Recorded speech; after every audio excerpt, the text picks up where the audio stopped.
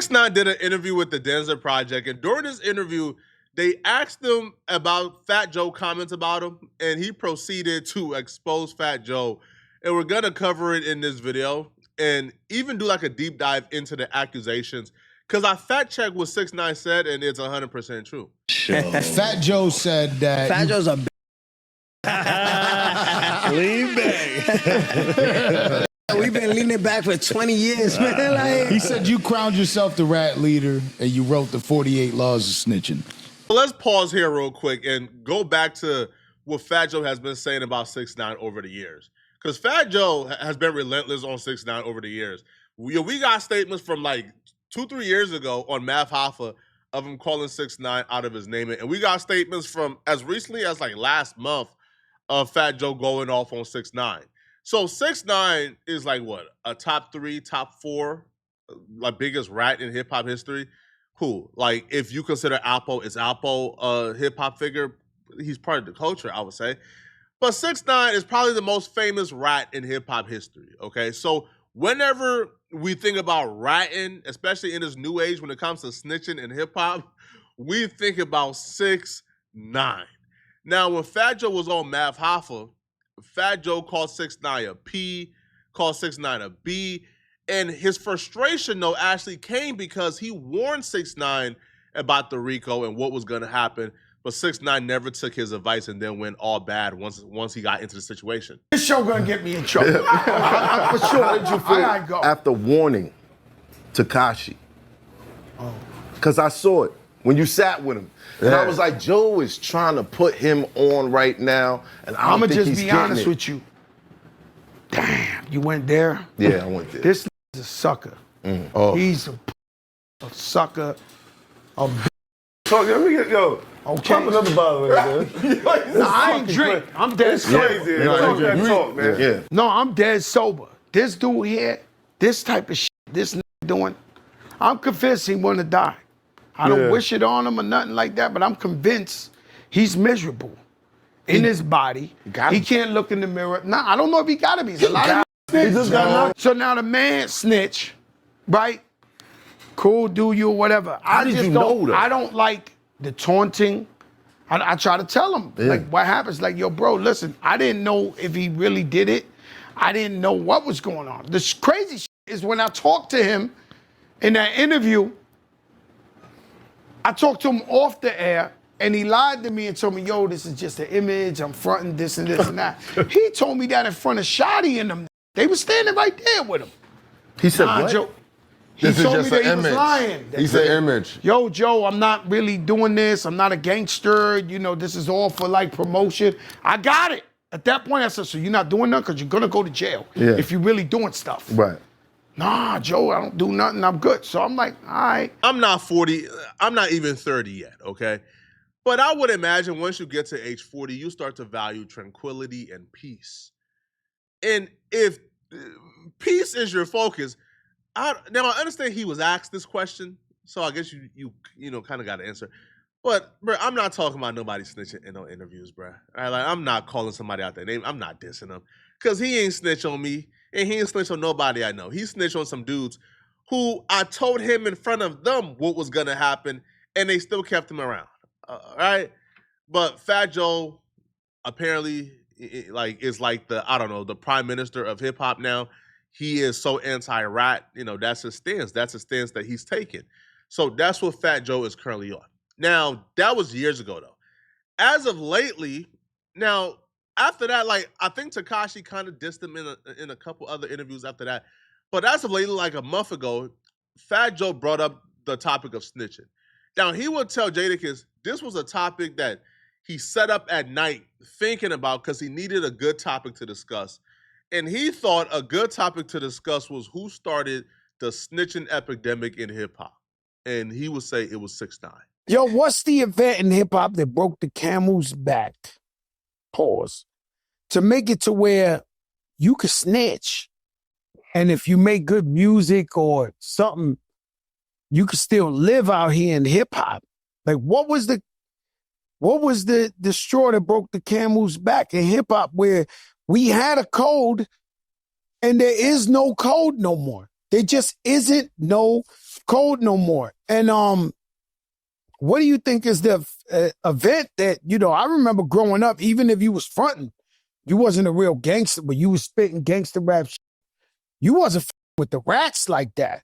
Right now, this too many of them. sold out concerts. I don't think you can escape them.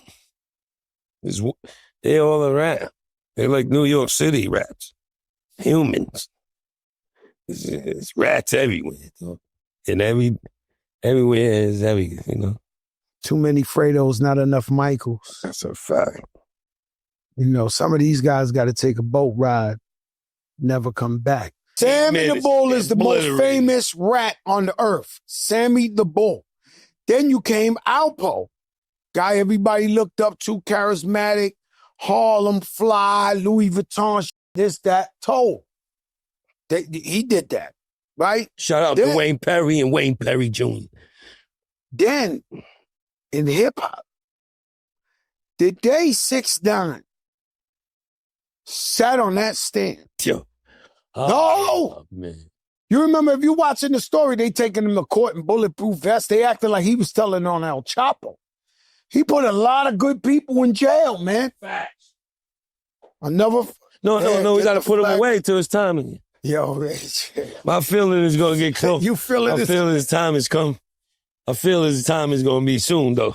We don't need a lot of... Yeah. Does it not matter no more? And I believe 6ix9ine, when he gave guys 20 years in jail. All the guys he was like, but he f***ed my wife. But he did. That means nothing. There's a man that works in a bodega that never been a criminal in his life, see some shit, and he won't tell. Before we hear from 6ix9ine, my question to that would be, what does that have to do with the music? Now, 6ix9ine stopped making good music, right? 6ix9ine music is trash. I do think 6ix9ine music was for an era. He made really good music at a point. Right now, bro, 6ix9ine hasn't made a hit, I don't know in how long, bro.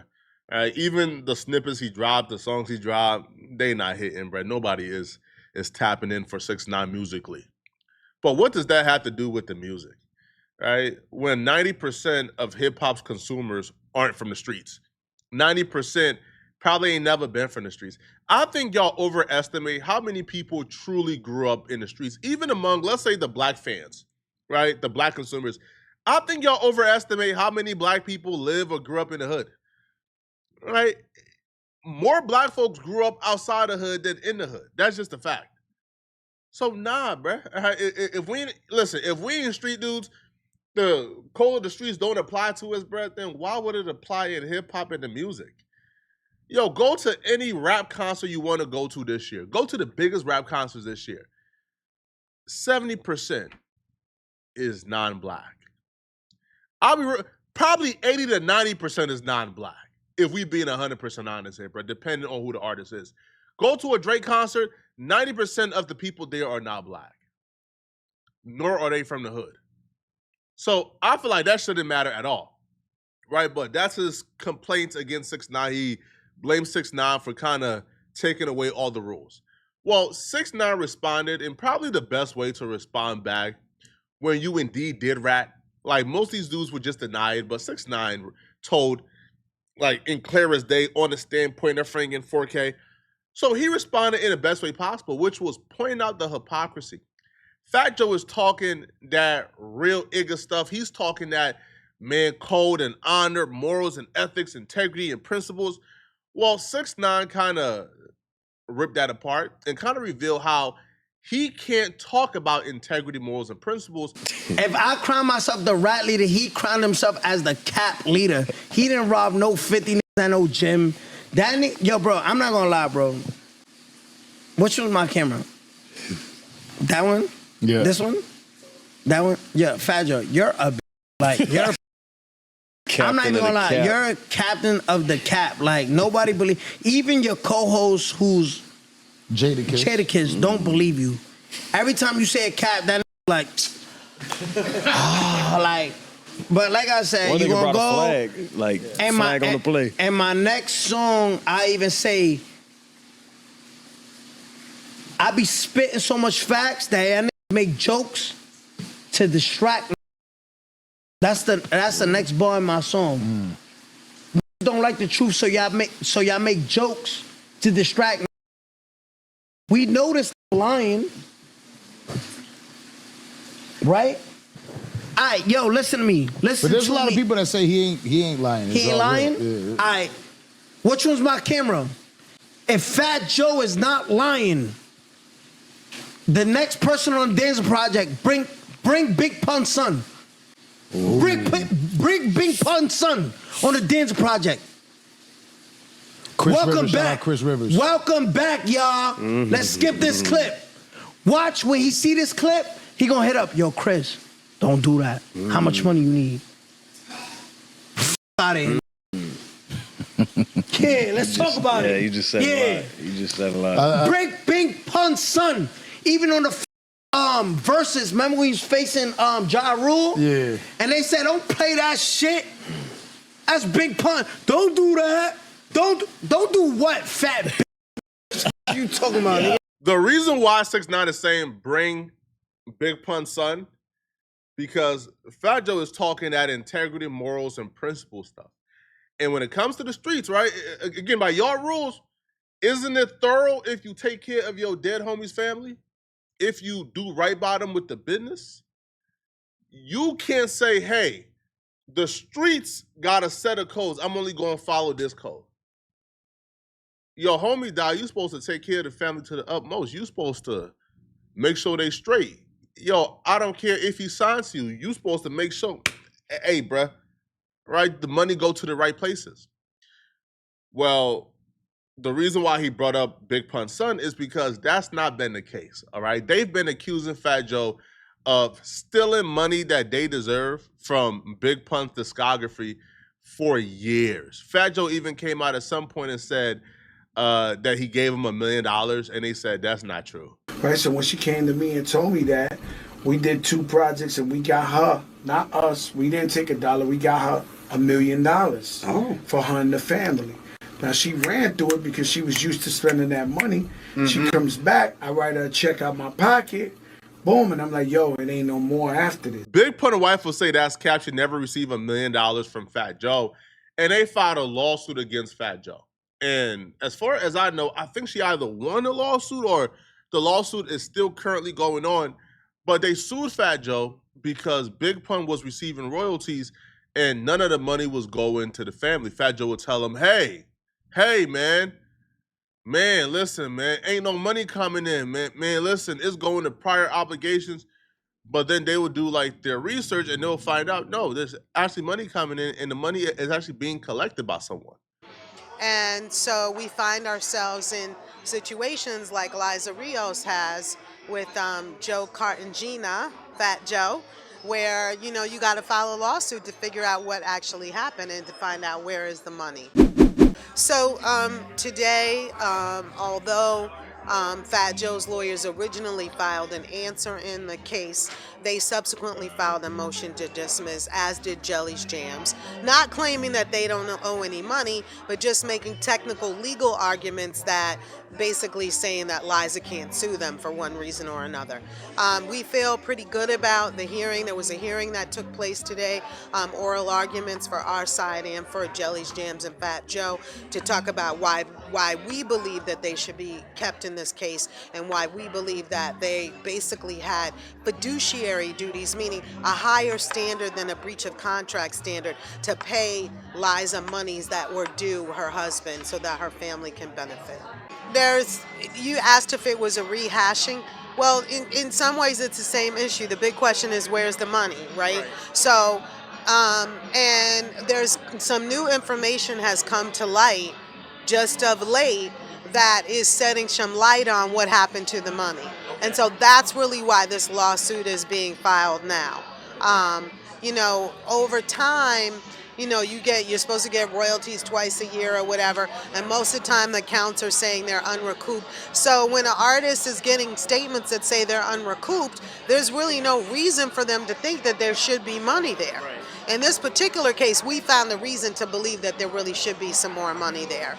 And that is that we found out that in foreign territories overseas, that the writer splits are not properly reflected for the songs the way they should have been. And that's indicating that there was some money that was collected there that shouldn't have been collected. So that's where we're after. We're trying to pursue that.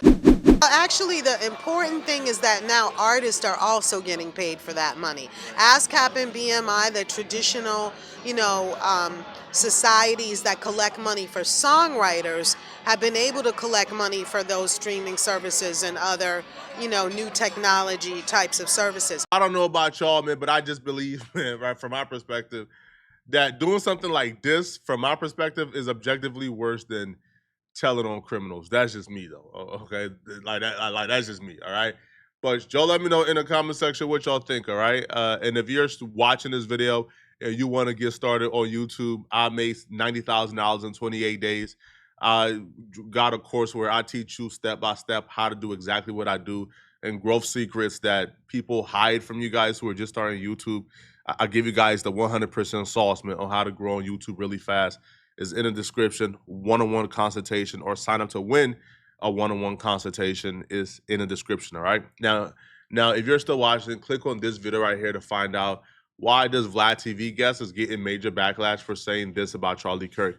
Click on this video right here to find out what I'm talking about. I'm out of here, folks. Peace.